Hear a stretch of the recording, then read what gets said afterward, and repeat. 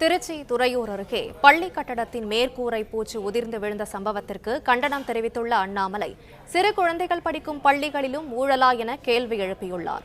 இதுகுறித்த மேலும் விவரங்களை செய்தியாளர் ராஜகுமரன் வழங்க கேட்கலாம். ராஜகுமரன், வணக்கம். மேலும் விவரங்களை சொல்லுங்க.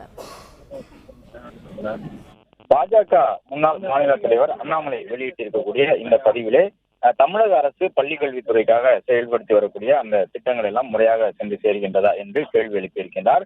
பள்ளிக்கூடத்தினுடைய கட்டுமானங்கள் எல்லாம் தரமாக இருக்கின்றதா என்றும் அவர் கேள்வி எழுப்பியிருக்கிறார். அதன்படி திருச்சி மாவட்டம் துறையூர் ஒன்றியம் சிங்களாந்தபுரம் ஊராட்சியிலே 30 லட்சம் செலவில் கட்டப்பட்ட ஊராட்சி ஒன்றிய தொடக்கப்பள்ளி கட்டடத்தினுடைய மேற்கூரை இடிந்து விழுந்து மாணவர்கள் அமரக்கூடிய அந்த இருக்கைகள் உள்ளிட்டவை சேதமடைந்துள்ளன என்று குறிப்பிட்டிருக்கக்கூடிய அவர், அதிர்ஷ்டவசமாக பள்ளி திறப்பதற்கு முன்பாக இது நடந்ததால் மாணவர்களுக்கு பாதிப்பில்லை என்றும் குறிப்பிட்டிருக்கின்றார்.